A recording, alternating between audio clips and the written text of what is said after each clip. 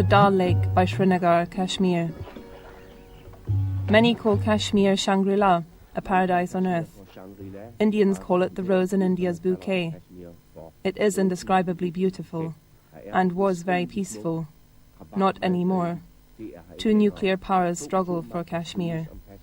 We are here to talk with the people of Kashmir. Well, life this time for Kashmiris are, honest to God, sort of, I would say, miserable life. In 10 years' time, 100,000 people are killed by guns or by bombs.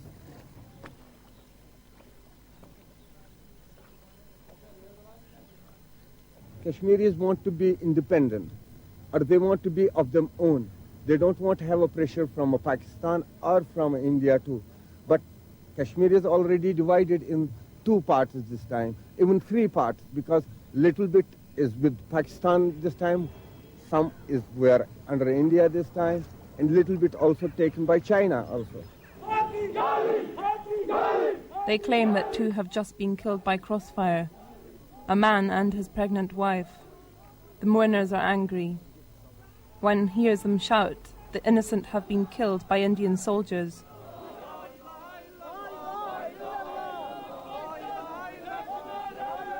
They had nothing to do with politics or anything like that? They had nothing to do with politics. Thousands and thousands and thousands of miles away they were from any political thing.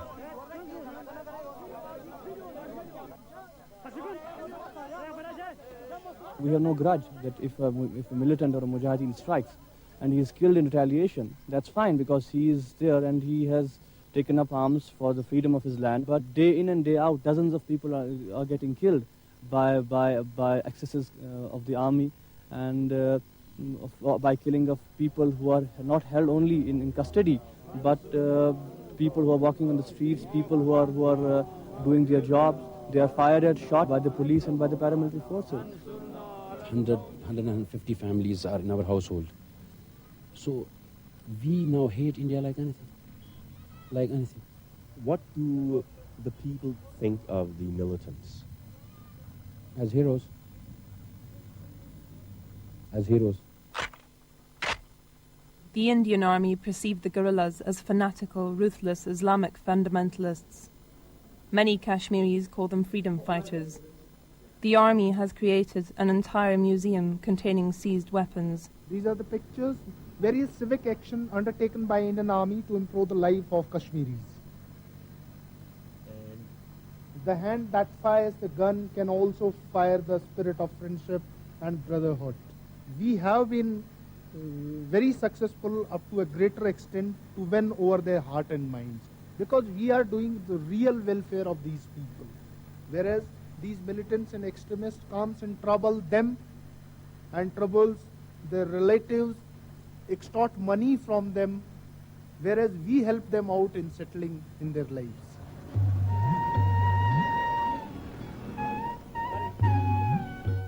Three to 400,000 Indian soldiers are stationed in Kashmir. They patrol the streets regularly.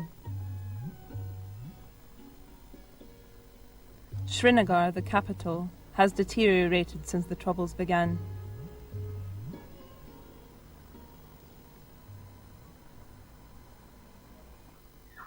In the countryside, things aren't much better. People fear the army and in some cases also the guerrillas. It is dangerous to help them. It is also dangerous just to be near them. Rafiq is 31 and a mother of 5. She is one of thousands of widows punished by the past 10 years of war. Rafiq's husband was killed by Indian soldiers.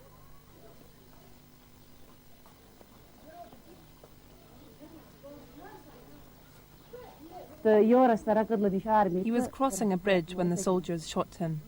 Had he done anything wrong? No, he was on his way to work. 2 of his friends were beaten and 1 got away. Did you hear the shooting? Yes, we did. I sat with my children and waited for him. Rafiq says she is often sick from crying because she does not know how she is going to manage with the children. We do not make any money. We only have Allah. I cry all the time and ask others for help. Do the neighbors help you? They used to, yes, but not anymore. What about your brother-in-law? No, they don't even talk to me. And your sister-in-law? No. They don't help? No. Rafiq lives with her late husband's family, but they see her solely as an economic burden. Her sisters-in-law want her and her children out of the house. But getting her own residence is out of the question for Rafiq. She has no money. And she can't get a job, for who would look after the children? The children have no clothes, and there are holes in their socks. These three go to school, and they need everything. I walk from door to door and ask for little things. Some give, others don't. Is school free? Yes, but exams cost 5 rupees. Where do I get that from? It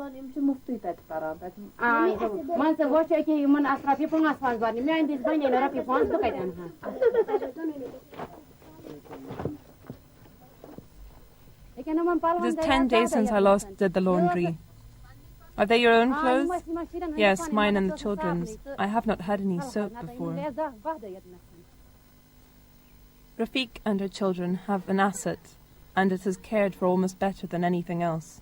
It is a cow. It gives milk to the children?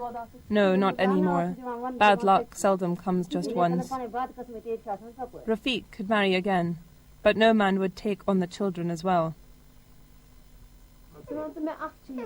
Why don't you marry again? No, that's out of the question. Many have asked, but I don't want to. Where would I put the children? For me there is only Allah. For the children I am both father and mother. But what can I do? My heart is broken.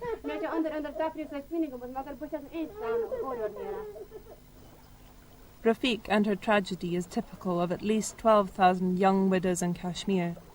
A group of sociologists from Srinagar University have been examining their circumstances and reckoning the number to be closer to 30,000. Widows of the rebels, or widows like Rafiq, whose husband happened to be in the wrong place at the wrong time. Most of them do not have any financial help because they either have no parents alive or secondly they have been either ditched by the in-laws also, because the in-laws don't want them anymore, because the connection, the bond between them is no more. The son is no more, you see. If her parents are not alive, she wouldn't go to her brother's house because she thinks that she will not be treated very nicely there. And how long they will sustain her and her family. So what she prefers is staying with her in-laws, even if the in-laws are abusing her. Basically, she has developed a fear in herself. If there is a male member, there's a male member in the family, she's herself quite awkward with the male member. Okay, that's one picture of it. The other side is that if there is no male member in the family, she fears the military and the paramilitary forces, because she never knows when the forces are going to enter her house and abuse them.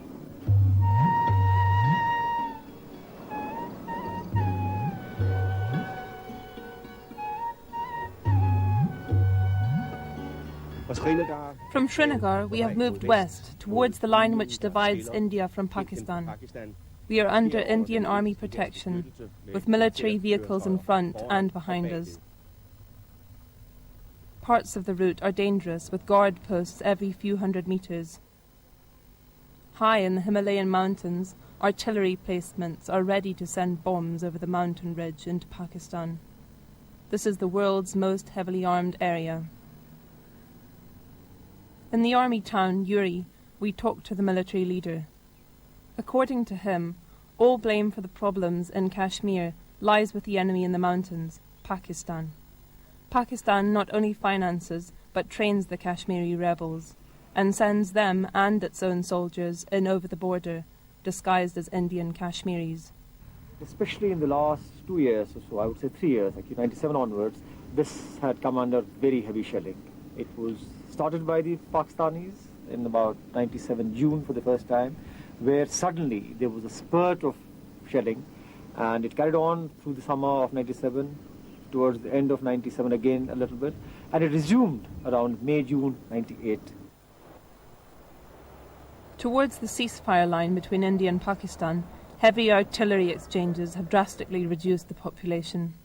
The ones left behind are vulnerable. The army has requested a group of locals to join us and talk. An Indian official translates what the head of the village says.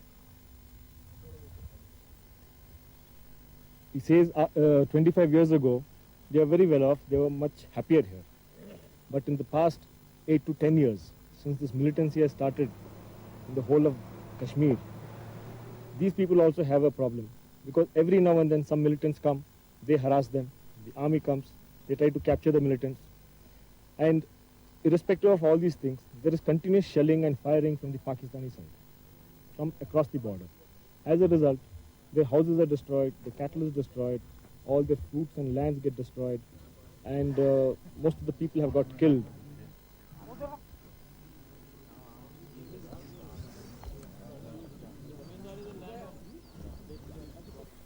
The only option for most of them is to work for the army, which is dangerous because of the rebels. Front posts on both sides of the line are placed on the mountain tops, where many of the treetops are shot to pieces by years of shell fire. It is less than 1 kilometre from the ceasefire line, with Pakistan down in the valley. The ceasefire is always uncertain. So beautiful and at the moment peaceful, Pakistan and Kashmir. There are very frequent firing. Every now and then, they start off with small arm firing and later land up with heavy artillery shelling. How often and how many shells? We have had around 1,200 artillery shells landing in a span of about 3 months. So whenever there is a problem, whenever they start firing, they target this post in particular. So it is easy for them also. And as a result, there is heavy firing which is generally seen. Everyday life is tough for the private soldiers, under constant high alert in the bunkers along the line. They are young men used to the Indian heat, but they all say that they are proud to defend their country.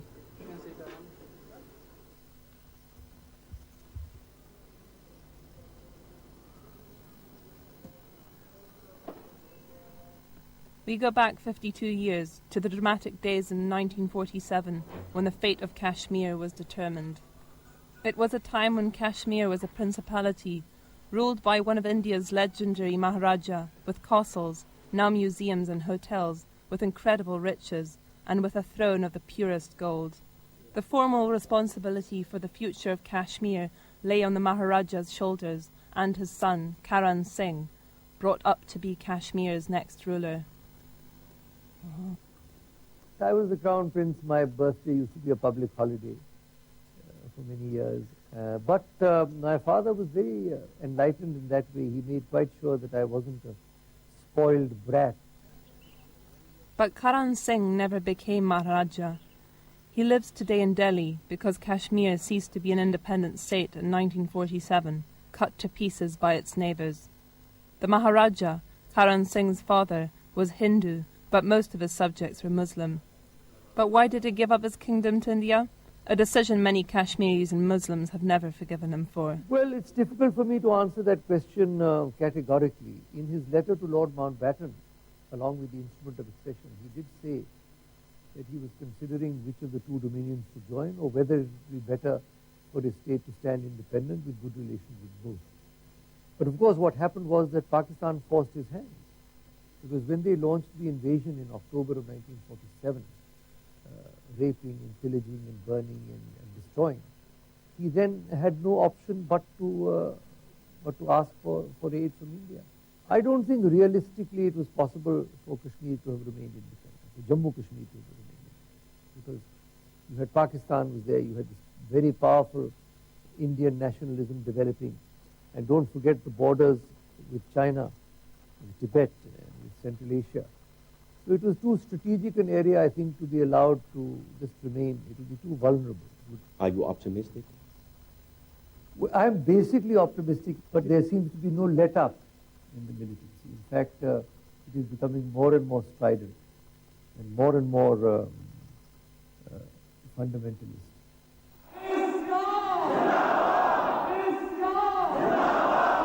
Politics is often heard from the pulpit, because this Muslim religious leader is also a politician, with independence on the agenda.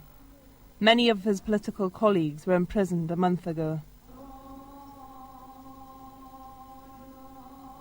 When there's more and more pressure applied on the common man, he finds some solace in religion, and he goes towards more and more towards religion. And when there's an policy oppression from the government of India, he also becomes hardline.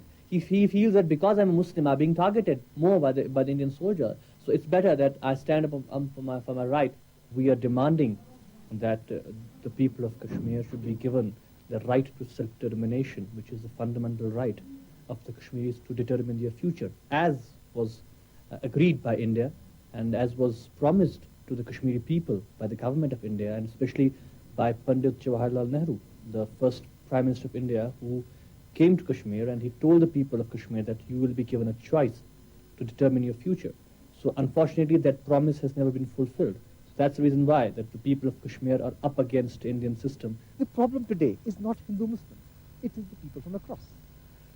Now, they have had an obsession with Kashmir, and they wanted these things to be happening. So it is they who incited the people here. They're the ones who got these people back, got them across, and started training them, equipping them, arming them, and sending them back. And had it not been for the Pakistanis' direct involvement, this thing would not have happened here. It just cannot happen. Even today, after 10 years, all that has to happen is the infiltration and the exfiltration has to stop. If that can happen, you'll find the insurgency will finish off in 4 months, 6 months, at the most. 31-year-old Afghar Ali is one of those arrested from Sialkot in Pakistan. He is married with 4 children and has a sick mother. He was caught the other day armed with a Kalashnikov. He says a farmer had promised him 4,000 Danish kroner to sneak over the border and seek out a contact person. He made a rather pitiful impression at the police station, surrounded by policemen.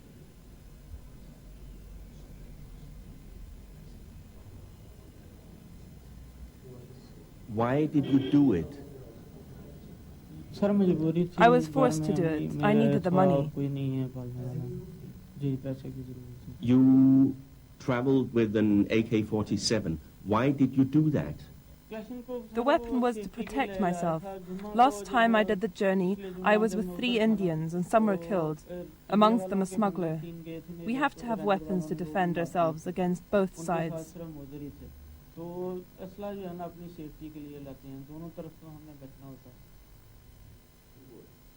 Afghar Ali says he thought he just had to smuggle something or other to the contact man on the Indian side. The police do not believe this. During investigation, have you been beaten? A little bit in the beginning, but not since.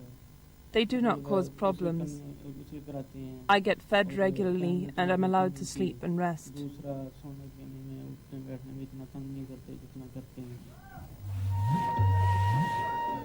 The weather is becoming bitterly cold in the streets of Srinagar. Business is slow because there's not much money around.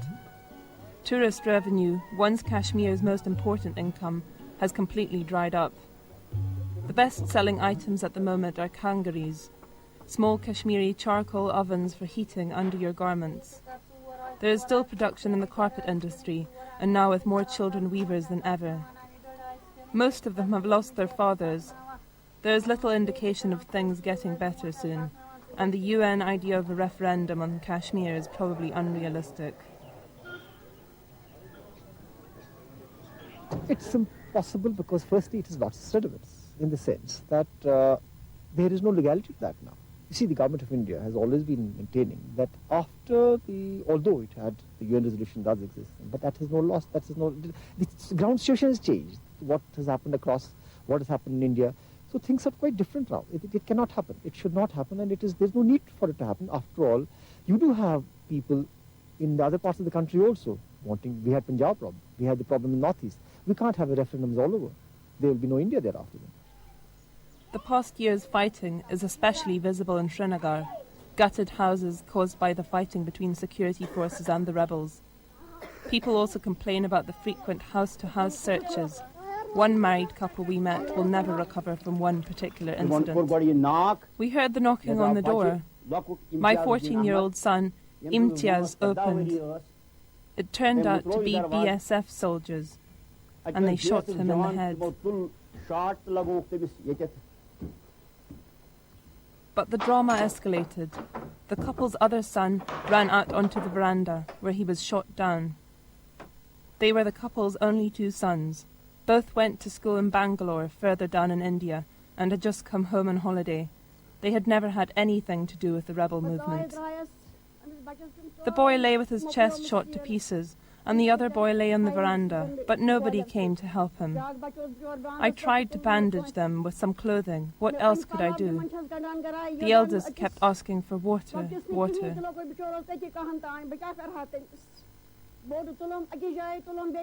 A neighbour ran out to get hold of a car, but nobody came because the road was sealed off. We were in such despair that we could not say anything to one another. I just wanted to pour petrol over me and set light to myself. I wished to die by throwing myself under a lorry. Yes, throw myself under a lorry. But I hesitate because it would bring shame on my daughter.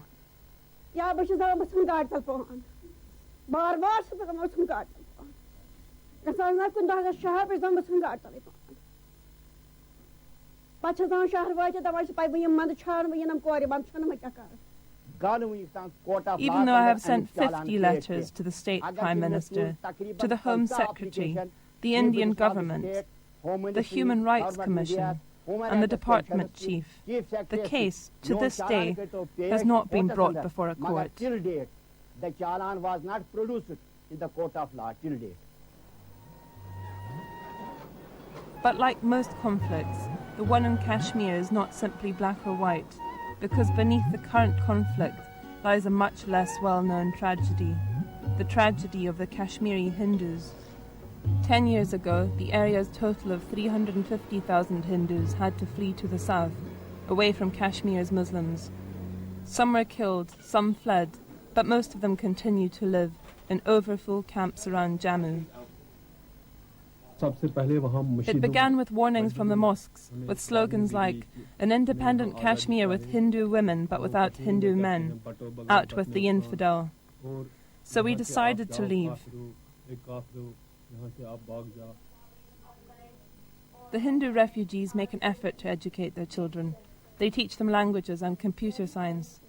The Kashmiri Hindus used to be North India's spiritual elite, philosophers, poets and politicians. Our culture and history is in ruins. We've been pulled up by the roots. Like so many of his neighbours, this man was wealthy. He had farmland and fruit plantations. Now they are almost all unemployed, and most have lost everything. We are faced with the threat of extinction. As a distinct ethno-religious community of Kashmir, we, the Kashmiri Pandits, are the victim of, number one, Islamic fundamentalism. They are the victims of successive state, that means Jammu and Kashmir governments, successive central governments, government of India. And at the same time, we are the victims of human rights organizations of this country. Even the international human rights organizations they are yet to take proper cognizance of this hapless community.